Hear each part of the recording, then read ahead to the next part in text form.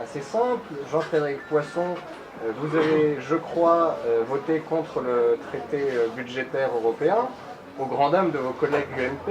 Est-ce que finalement ça ne finira pas par poser problème, cette double adhésion, notamment pour défendre la particularité du PCD? Alors d'abord, je suis loin d'être le seul à avoir voté contre le traité budgétaire. Il y a même des députés historiques de l'UMP, quelques gaullistes, les méchants diraient archéaux, les gentils diraient fidèles, qui ont effectivement voté exactement comme je l'ai fait. Et à chaque élection, à chaque vote pardon, sur les thématiques européennes, il y a cette différence de position qui est parfaitement assumée. Je n'ai jamais été inquiété au sein de l'UMP pour avoir voté différemment de ce que le groupe dont je suis membre avait voté. Jamais. Je n'ai jamais été sanctionné, j'ai jamais été blâmé, on m'a jamais tiré les oreilles, on m'a jamais donné la fessée, on m'a jamais foutu dehors, jamais rien de tout ça ne s'est produit. Parce que l'UMP, avec toutes ses imperfections, et Dieu sait qu'il y en a, est une grande famille dans laquelle il y a énormément, j'allais dire, de chapelles. Il n'y a malheureusement pas beaucoup de chapelles, il y a beaucoup de courants de pensée, mais en définitive, chacun peut à peu près y défendre, comment dire, les choses qu'il a envie d'y défendre. C'est ce qui fait les grands partis politiques. D'ailleurs, c'est vrai de toutes les grandes formations.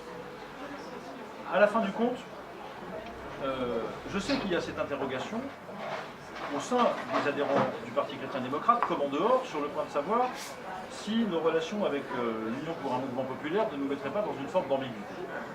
J'ai deux réponses à faire. La première, c'est que, même si c'est vrai, la fondation du Forum des Républicains Sociaux, ça rappellera des souvenirs à Charles-Henri, et puis devenu Parti chrétien-démocrate, s'est faite dans une volonté de s'associer à un parti de gouvernement.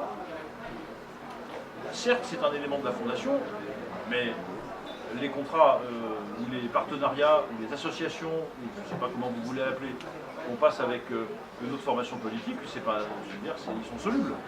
On peut changer d'avis, on a le droit de changer de pied. Donc la question, c'est de savoir est-ce que nous devons changer de pied ou pas. Donc moi, j'en fais pas un invariant une fois pour toutes. Est-ce qu'on doit changer de pied ou pas, et pour quelles raisons devrait-on le faire? Est-ce qu'on doit changer de pied? Je ne crois pas. Même si par ailleurs, la réflexion doit nous conduire à nous dire l'UMP doit peut-être mieux prendre en considération ce que nous pouvons apporter comme un petit apporte au gros, en étant parfaitement conscient pour nous que les gros peuvent aussi apporter aux petits. Ça peut se faire dans un échange, déséquilibré certes, mais un échange. Je pense qu'en situation de crise, l'heure n'est pas au morcellement de notre camp politique ou de nos grandes familles politiques, mais plutôt à la volonté de rassemblement. C'est en tout cas ma conviction personnelle.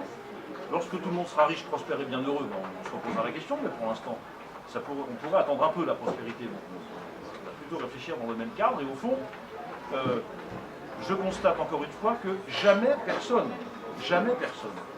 n'a empêché le Parti chrétien-démocrate et ses membres de dire, de faire, d'écrire, de voter comme les membres du PCD le voulaient. Jamais personne. Il n'y a pas de raison que ça change. Et en tout cas, le futur président du Parti chrétien-démocrate devra considérer comme un trésor cette liberté et faire en sorte que le jour où elle serait menacée, à ce moment-là, se poserait la question d'un éventuel écart ou d'une distance, là encore, on met le mot qu'on veut. Donc, je ne sais pas si c'est un partenariat, une association, un contrat, un deal, un accord, une alliance, j'en sais rien. On met le mot qu'on veut. On met la forme. C'est un problème de contenu. Je constate qu'aujourd'hui, sans une grande formation de gouvernement, et sans être adossé à elle, on va prendre adossement, c'est un mot que je n'avais pas prononcé jusqu'ici, ou à côté d'elle, ou le beau mot de Saint-Exupéry, se coudoyer, vous savez, c'est se coucher du coude. Si on ne fait pas ça, je ne vois pas comment bon nombre de nos amis qui sont engagés dans la vie publique pourront accéder aux responsabilités. Or, notre problème, c'est pas de faire de la philosophie politique. J'ai beaucoup de sympathie pour la philosophie politique, j'en ai même souvent fait, et ça m'arrive encore. Notre problème, c'est de prendre les leviers, d'être aux manettes. On n'arrive pas aux manettes en passant des accords avec plus gros que soi, sans passer des accords avec plus gros que soi. Voilà quelle est la thématique, mais dans le respect total de notre liberté d'action, de parole, de mouvement et de vote. Voilà. Frédéric Delettre, corrigez-moi si je suis abusé, mais je crois que vous êtes adhérent du PCD et pas à l'UMP. Vous êtes un ouvrier du morcellement? C'est à ce moment-là que la question piège arrive. Elle est assez directe, pour reconnaître. Direct. Moi je crois que, comme le disait Frédéric à l'instant, on a tout intérêt à agir, comme on le fait déjà dans un certain nombre de parties de la France, agir pour faire que nos idées soient plus retenues et soient plus promues. Et sans être adhérent de l'UMP, en étant adhérent aujourd'hui du PCD, je reste convaincu qu'aujourd'hui, jusqu'à maintenant, la stratégie qui a été proposée a été une stratégie qui nous a permis d'influencer et de retarder certainement un certain nombre de prises de position de l'UMP. Et il suffit de se rappeler la campagne présidentielle précédente. Je crois que tout le monde reconnaîtra que le candidat Sarkozy n'a pas bougé sur des sujets sociétaux comme le mariage pour tous. Et certainement, et j'en suis assez convaincu, le Parti chrétien-démocrate a joué un rôle dans l'absence de proposition du candidat Sarkozy à ce moment-là. Et donc effectivement, pour répondre clairement à votre question, je crois qu'il est important de maintenant rassembler les Français, certainement éviter de les opposer les uns aux autres, et faire en sorte que demain, nous ayons un projet de droite qui soit équilibré. Et ce projet de droite équilibré, il prend en compte et en considération les idées du Parti chrétien-démocrate. Et quoi de mieux que d'être dedans pour faire qu'on infuse un certain nombre de nos propositions. Merci Frédéric Delettre. Je vais me tourner vers vous une nouvelle fois. Nous avons évoqué à plusieurs reprises les retombées ou la manif pour tous. Je vois dans la salle plusieurs anciens militants. Qu'est-ce que vous inspire cet engagement? Est-ce que ça vous a conforté? Est-ce que ça vous a donné de nouvelles exigences? Alors que le PCD, je crois, a enregistré un doublement de ses adhésions suite ou dans la vague du mouvement de la manif pour tous. Alors, premièrement, je pense que personne ici et personne en France n'avait prédit un tel mouvement. Et d'ailleurs, personne au départ ne croyait qu'une égérie, sortie d'un peu de nulle part, puisse emmener autant de Français dans la rue. Et je crois fondamentalement ce qui s'est passé, c'est que ce mouvement et cette loi a touché au cœur de ce que les Français n'avaient pas vu pendant la campagne présidentielle de 2012, c'est-à-dire précisément une campagne qui s'est centrée sur des problématiques économiques, sur le combat de deux hommes, mais jamais sur les sujets sociétaux. Aucun des deux candidats en 2012 n'ont proposé, n'ont communiqué sur le projet qu'ils avaient pour la France. La France en tant que société. Et je crois qu'à ce moment-là, la manif pour tous arrive est une forme de réponse à ce besoin fondamental que les Français ont d'avoir un cap. Et on dit souvent des Français qu'ils surfent sur les modes, on dit souvent des Français qu'ils surfent sur les tendances, mais Gustave Thibon nous disait très, très clairement que être dans le vent, c'est l'ambition d'une feuille morte. Et je crois que les Français l'ont compris. Et en même temps, c'est la première fois qu'on s'adressait à tous les jeunes de France qui ont envie de s'engager et qui n'avaient pas trouvé de cause, qui n'avaient pas trouvé l'endroit. Et je crois que cette manif pour tous, même si objectivement le combat a été perdu, eh bien, nous avons gagné d'avoir un creuset de Français qui se sont réveillés et dont la conscience aujourd'hui est éveillée et qui sont prêts demain à s'engager auprès de formations politiques comme l'est le PCD et qui sont les formations politiques qui, au contraire de lever les Français contre les autres, le PCD est une formation politique qui, au contraire, a pour ambition d'apaiser les Français les uns avec les autres par un projet équilibré et par un projet qui permet de rassembler l'ensemble de cette France qui souffre autour de ce qu'elle a été profondément, autour de ses racines et autour d'un projet d'avenir qui puisse laisser la place à chacun. Et j'interviendrai par un point. Alors que certains en France ont pu considérer que la défense des racines chrétiennes de la France était la défense d'une religion en particulier, j'ai la conviction qu'au contraire, la défense des racines chrétiennes de la France nous emmène à élever un rempart contre les communautarismes et nous emmène à élever un rempart contre la négation de son histoire et à reconsidérer la grandeur de la France et la fierté dont on peut chacun s'approprier tellement cette histoire est formidable. Merci beaucoup. Ce qu'on appelle le mouvement social, qui s'est levé il y a une petite année maintenant, enfin on va dire un an pour aller vite, a été pour nous, responsables politiques et élus qui avons travaillé sur le sujet, évidemment un puissant soutien et une vraie forme de réconfort.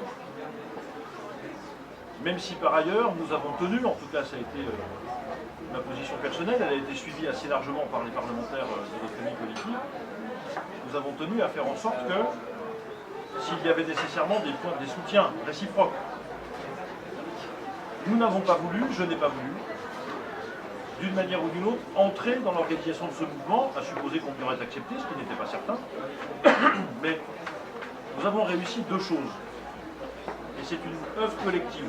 Même si je suis d'accord sur le fait que nous avons perdu la bataille législative, mais comme l'a dit Frédéric Delette il y a quelques secondes, immédiatement après ou presque avoir dit qu'on avait perdu, on a gagné deux choses. La première, c'est que nous avons appris la force du collectif.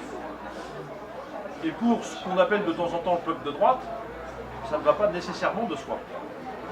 Parce que on n'est pas habitué, tout simplement. C'est la culture habituelle de la gauche dans le monde entier, ça n'est pas nécessairement la culture de la droite sur le plan politique, en tout cas pas en France. Et du coup, ça donne des perspectives pour les temps qui viennent. Parce que malheureusement, les sujets d'inquiétude, d'agacement, d'énervement ou de dégoût ne manquent pas. Et nous devrons nous en occuper très vite. La deuxième chose que ça nous apprend, c'est qu'une coopération efficace entre les élus et le monde associatif est possible, même sur des sujets difficiles, même lorsque, effectivement, on sent qu'il y a un espace à prendre, qu'il soit sociétal, politique ou médiatique. Et bien, dans ce contexte, je pense que nous avons collectivement fait la preuve que ces deux manières d'agir ont leur légitimité dans l'espace public, qu'elles sont différentes mais qu'elles doivent se compléter, et que les passerelles doivent être absolument prioritaires du point de vue de leur établissement lorsqu'il s'agit d'agir sur ces sujets. La deuxième, donc, ces deux premières réussites qui sont au-delà de la perte de la bataille législative en tant que telle, à mon avis un vrai succès pour ce mouvement social et puis ce qu'il a pu générer. La deuxième chose que je voudrais dire, c'est que maintenant, d'une certaine façon, le Parti chrétien-démocrate, comme la Manif pour tous, et beaucoup d'autres formations dans les institutions au sens large dans ce pays, cherchent la voie de leur action. Le pays est dans une telle crise institutionnelle, crise politique au sens du bien vivre ensemble, que tous les gens de bonne volonté se demandent ce qu'ils pourraient bien faire à partir de demain matin pour que ça aille mieux. La Manif pour tous s'est posée cette interrogation. Ils m'ont invité à intervenir lors de l'université d'été à Vincennes au mois de septembre. C'était une des questions qui était posée. Que faire maintenant? Et comment le faire? Ils ont trouvé depuis la réponse. Grenelle de la famille, atelier. J'invite d'ailleurs tous les adhérents, tous les sympathisants du Parti chrétien-démocrate, je regarde dans les yeux dans la caméra, allez dans ces ateliers, dans les 6 villes de France, donnez votre contribution aux ateliers de la famille de la Manif pour tous. Ils ont trouvé cette voie. Nous sommes en train de devoir inventer ce nouveau temps, cette nouvelle phase de développement du Parti chrétien-démocrate, et nous le ferons évidemment en parfaite intelligence, avec la Manif pour tous sur le plan institutionnel, comme avec ses adhérents, et d'ailleurs, il y a quelques responsables, quelques cadres de la Manif pour tous qui ont rejoint ces derniers temps les rangs de notre formation politique, et j'en suis ravi et je leur souhaite évidemment la bienvenue. Un élément pour finir. De temps en temps, ça rejoint d'ailleurs la question qui m'était posée tout à l'heure sur des questions des convictions et d'autres formations politiques sur le paysage français. De temps en temps, on m'a dit, mais moi je voudrais bien m'engager en politique, mais je cherche un parti qui défende des convictions qui soient identiques à celles de la Manif pour tous. Je leur réponds, vous avez bien fait de venir me voir parce que j'en connais qu'un, c'est le nôtre. Donc ne cherchez pas plus longtemps, chers adhérents de la Manif pour tous, chers soutiens, chers cadres, là aussi je vous regarde dans les yeux, venez nous rejoindre parce que nous menons le même combat.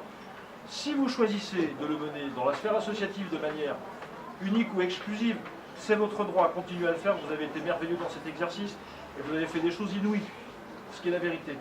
Si vous cherchez un champ d'action politique, ne cherchez pas très longtemps, rejoignez le Parti chrétien-démocrate, nous aurons nous aussi beaucoup de choses à dire sur la famille et sur le reste. Donc à la fois, chacun dans son ordre propre, mais en ayant le souci de travailler ensemble, d'établir des passerelles. La Manif pour tous et le mouvement social en général et notre formation politique ont beaucoup de choses à faire dans les temps qui viennent. Merci beaucoup Jean-Frédéric Poisson. Nous allons passer à une troisième partie consacrée au sujet d'actualité pour connaître vos réactions sur un panel plus divers. En revanche, nous sommes très en retard, donc si vous voulez soulager le courroux d'Olivier et de Lyd, je vous invite à profiter du bar et de la restauration. Et nous allons prendre désormais deux questions